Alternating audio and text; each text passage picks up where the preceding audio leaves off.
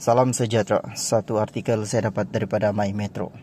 Jika berpoligami dengan cara betul, kenapa ada tak puas hati? Azlan Komeng.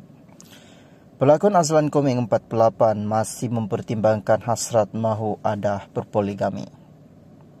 Saya tak boleh cerita secara terperinci. Saya kena menjaga hati kedua-dua pihak, namun segala perancangan sedang berjalan. Mudah-mudahan perkara ini dalam kurungan berpoligami masih dalam pertimbangan dan perjalanan. Saya pun tak tahu lagi nak kata tidak, tak boleh. Nak kata iya pun tak tahu. Saya masih lagi berfikir.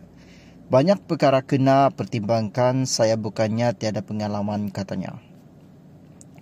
Bagaimanapun Azlan berkata, berpoligami bukanlah suatu perkara yang dibanggakan, jadi perlu berhati-hati dalam memberi jawapan. Saya pernah berpoligami ketika awal perkahwinan dengan Nur Nilam. Dia pernah pinangkan kawannya jadi madu, cuma dalam keadaan sekarang sangat berbeza.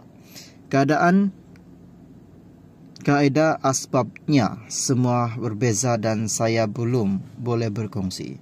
Selama ini saya kahwin dua tiada siapa kasih pun.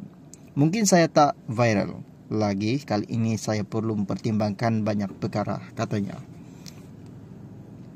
Ditanya sama ada kesal apabila kisah berkahwin lagi hangat diperkatakan, Azlan berkata dia tidak mempunyai perasaan sedemikian, tapi agak kecewa apabila ada yang memberikan komen tidak sepatutnya.